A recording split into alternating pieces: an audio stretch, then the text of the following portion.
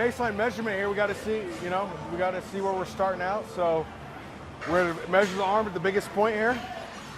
So how do I do it? Just kind of out, relax? We'll do it flex.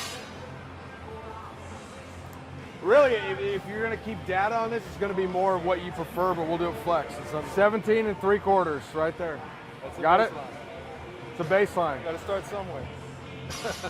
Honest arm measurements are like honest. No, we're not going to get into those. No other body parts people lie about. So.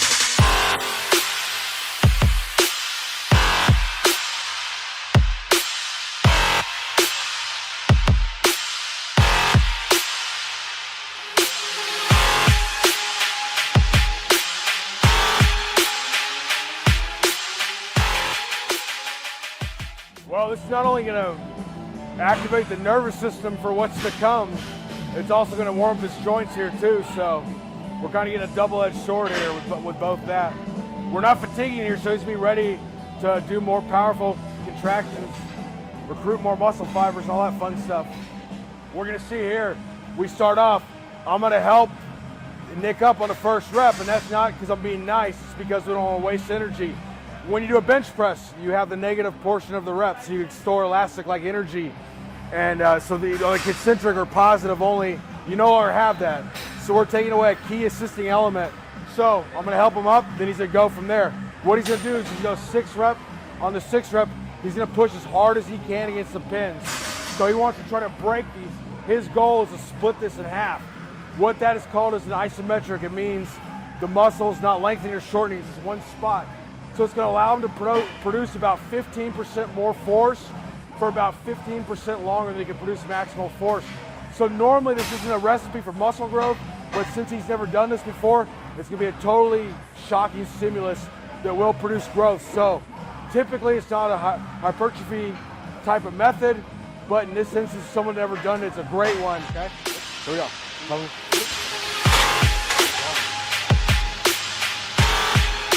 Explosive. Break them. Come on, 3. Keep going. 4. 5. Last one here, break it. Push. Come on. Go. Go as hard as you can. Like you're trying to break it. Like a caged gorilla. Stop. Functional isometrics. And it is for strength and power. But the thing is, so we timed that set. It took about 20 seconds to complete, including like the 6 seconds at the end. They, a lot of so-called lab coat kind of cats, scientists, they say the hypertrophy range is about 20 to 70 seconds. And we're right there at the bottom of that range, but he's training more force than he's ever put out. He's actually doing more weight because he's roamed up properly, not doing, as I said, he plays a football game before the kickoff happens. So we got to start getting this warm-up right, which we're going to do now, not pre-exhaust. We're going to save it for when it counts. And he's never trained power before, so he will grow from this. 1, 2, come on. There you go. 4, 5. Go, come on. Go. 3 more seconds. And stop. Good. That work? 5. Boom. 1. All the way down. Right about there. Yep. Yes. 2 more. Come on. Let's go. You got 2 more. 1 more. Here we go. Yes. Stop. Go. 1, 2, 3, 4, 5. Yeah, that's a good way if you don't have a mind-muscle connection to develop it, is to do the eccentric. So if, like, say for instance, you're a type of person that every time you do like a wide grip lat pull down, your bicep gets super sore. A way to, if you're having issues with like using the correct muscles, where is do the accentuated negative, do like a 5-second negative and really concentrate on feeling it out. So when you don't bench press, if you don't feel your chest and you're more of a bodybuilder, you're not trying to be a powerlifter, you can get some dumbbells, 5-second negative. That's a great way to feel it in a different way. And also, we're not going to make it an anatomy textbook. If you look at the origin of muscle, it's a fixed part, right? So your elbows fixed. The movement's here, and then it's the opposite over there. So, you get what I'm saying? So, the shoulders fixed, the elbows fixed, so that That's another thing I picked up from Charles Poliquin. It's going to make you extremely sore if you've never trained that way before. Boom. Perfect. Perfect. There you go. Yep. Boom. Last one. Perfect. Good. Come on, Sam. Here we go. 1, 2, 3, 4, 5. Arm development is a standard. It's built bodybuilding legacies. I mean, it's just, it's what everybody talks about. It's the first thing anybody's into lifting weights looks like. So I don't think we have to sell a very good case in point there. In bodybuilding, you got to have everything. So we're not trying to discount everything else. You can't have anything under development. But if you have the full package and you have just some show me arms, it's game over when you're on stage. But same thing for men's physique too. I know some people in bodybuilding, they don't want to say this or that, and the same is true of both those. Some people can just walk by the weight room, do some lat pull downs, maybe do like a set of bench press in their arms, and just grow. If you're a hard gainer, you're an ectomorph, even some endomorphs that are sort of that way, you're gonna have to push it to the next level. You can't just come in here, do the standard played out 1990s muscle and fitness 3 sets of 10 half-assed. It ain't gonna get you the results. So some of the stuff we're doing looks more like a powerlifter would do, but he's never trained that way. So there was one study last year, I think it was the year before, that showed take a group of experienced lifters, put them on a bodybuilding or powerlifting program and what happened was the results of hypertrophy were pretty almost equal. So point being, you grow from both kinds of training. So someone's been a powerlifter for their whole life would have to train differently than someone like Nick that's only been into like more bodybuilding, traditional type of training. We have to hit it hard. We have to hit it heavy. We have to hit it in rep ranges he's never hit before. Then we have to hit it in time under tension he's never hit before. We have to hit eccentrics because he is long limited. It's harder for him to sometimes feel some of those bicep and tricep movements. When we draw out that eccentric, all of a sudden he's feeling it today in a way he never felt it before. It's not by accident. So that was just by drawing out the eccentric, working rep ranges, the origin, insertion, supersets, all that stuff we're putting together to custom tailor Nick to take it to the next level. But this is going to apply to you too. So even if you've never trained that way, you've just done this traditional 3 sets of 8, 12, 15 reps, whatever, this kind of shocking stimulus, I guarantee is going to amount to huge amounts of growth. We're going to 5 here. You're already a little toasted in the tries from earlier. So we're going to 45 seconds here, same 5 count down. Okay, same origin, insertion concept, blah, blah, blah. But now for the back arms, triceps, whatever you want to call them. The back arms. Behind bars, they call them back arms. And here most people call them triceps. Whatever you want to call them, we're going to blast them. Boom. Perfect. Right there. Yep. Boom. 2 more. Last one. Yep. Good. Okay.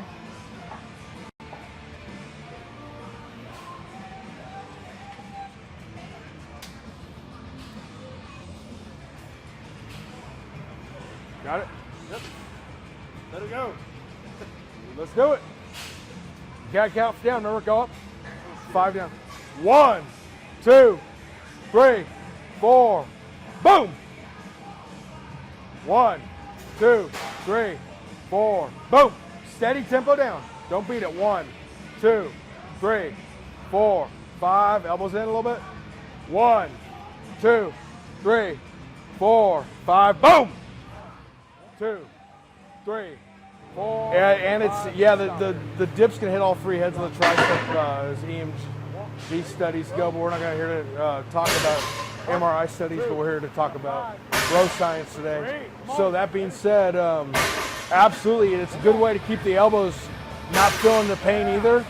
So again, if all you want to take away from this, if you can't feel your triceps working or your elbows hurt, try these 5-second negatives. That's your takeaway point from there. You want more? Corner a doctor at a cocktail party or do a PubMed search. 6 right here on the reverse curls with a fat bar. The diameter is much fatter on here. It's harder to grip. It's going to work as brachialis, which you're going to need to have the huge bicep peaks. And you get that, your elbow flexion, it's all, you're leaving a lot on the table if you're not developing that. One of the best ways to do that is with these fat bar reverse curls, and on top of that, you can develop a strong grip, which who can't benefit from a strong grip?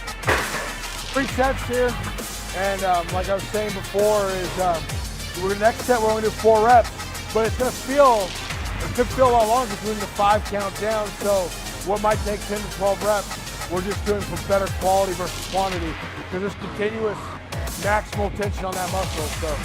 So if you've already been in an anaerobic hell, we're about to put on a gasoline suit to get bad. Okay? All right, so this is, for this, on a scale of 1 to 10, like a 10 being like excruciating pain, 1 just relax. I want the tightness to be about a 7 when we start this, okay? Perfect. Good. Go.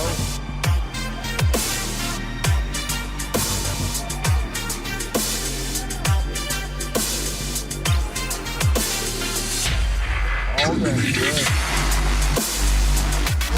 Pace perfect.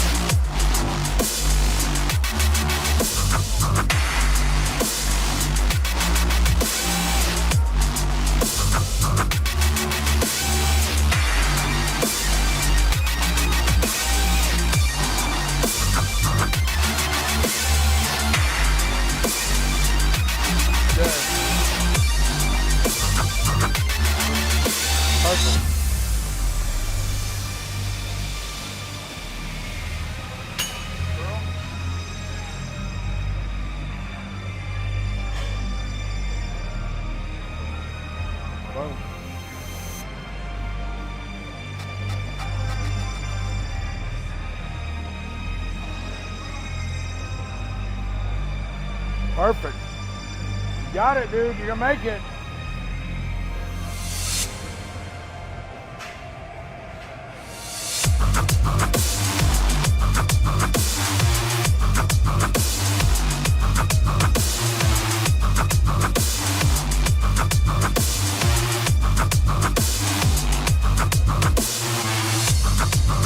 Come on.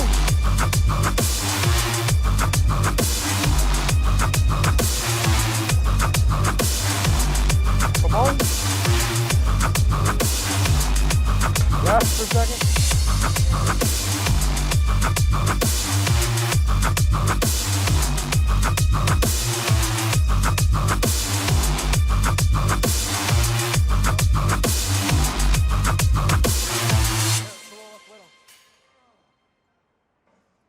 Let's go to that now. You can go to that. Inclusion training is very painful, as Nick found out.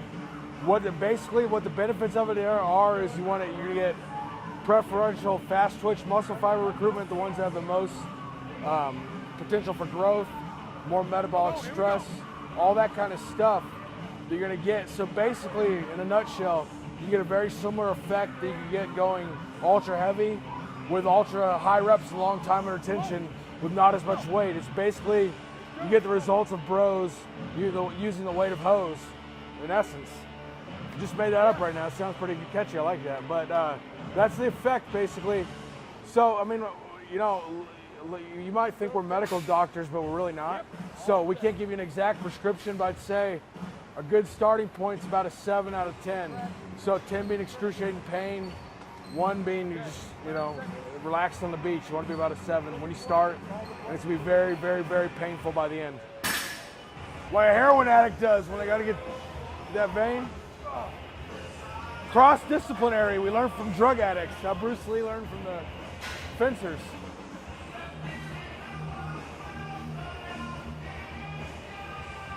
Here we go. You got 2 minutes left. You're 2/3 of the way done.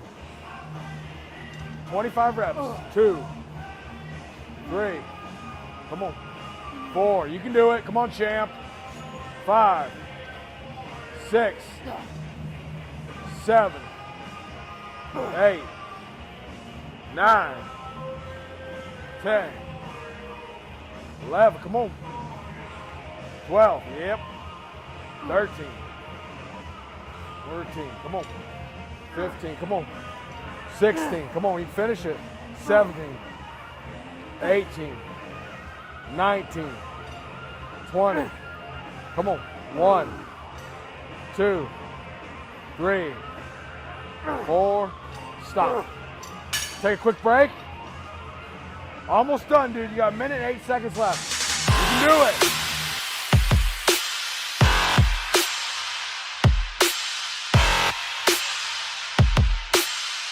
Come on. Don't stop. Done. Okay, so what we're going to do here, we're going to be running this program for 8 weeks. So we're going to go 4 weeks of basically identical to this workout, although I say identical, the same exercises, we will increase the intensity. The story of Milo the Bull, where Milo Croton, when he had a baby, a calf, and he picked up that calf every day until he became a bull, and he picked up that bull and walked the whole lap around the Coliseum and was the strongest man in the world and world champion in wrestling. So we're gonna take that same kind of attitude here. So we're either gonna add more weight, we're gonna do another rep, we're gonna increase the volume without adding extra time, we're gonna decrease rest intervals. Bottom line is, if you're not applying the principle of overload, it's game over, ain't nothing gonna happen, and just leave the gym.